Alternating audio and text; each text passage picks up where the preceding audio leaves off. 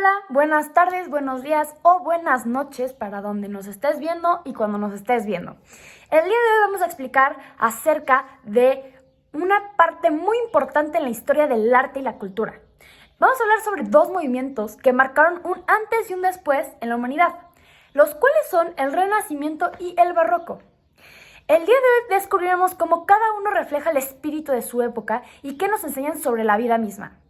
Ahora vamos a sumergirnos en temas muy interesantes y cómo estos dos se entrelazan en cierta parte de su época. ¡Comencemos! El Renacimiento surgió entre los siglos XIV y XVI en Europa. Fue un despertar cultural en el que hicieron muchos descubrimientos y la humanidad avanzó mucho, destacando siempre la búsqueda de la belleza ideal.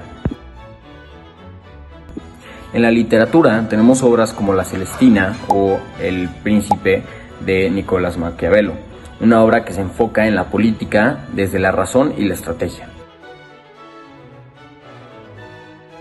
En la arquitectura están grandes ejemplos como la Basílica de San Pedro en Roma o la Santa María Novella en Florencia.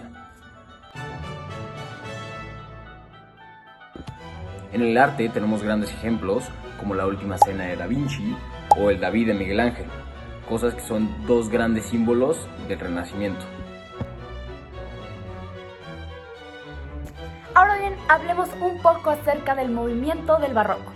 Este se desarrolló entre los siglos XVII y XVIII y es característico de él que su estilo sea dramático y emocional, al igual que contenga ironía para hacer burla a ciertas cosas, estereotipos o incomodidades dentro de la época.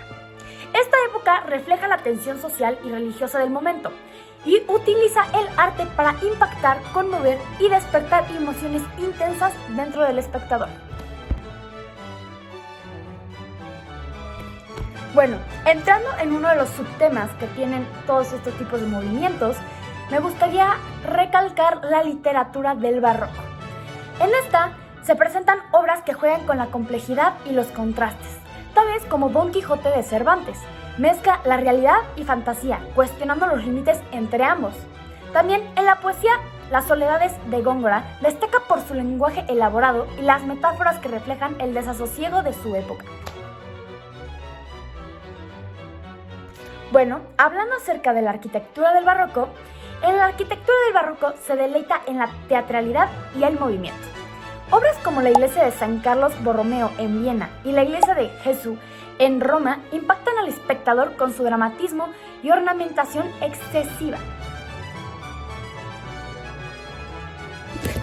También las artes plásticas del Barroco son muy interesantes.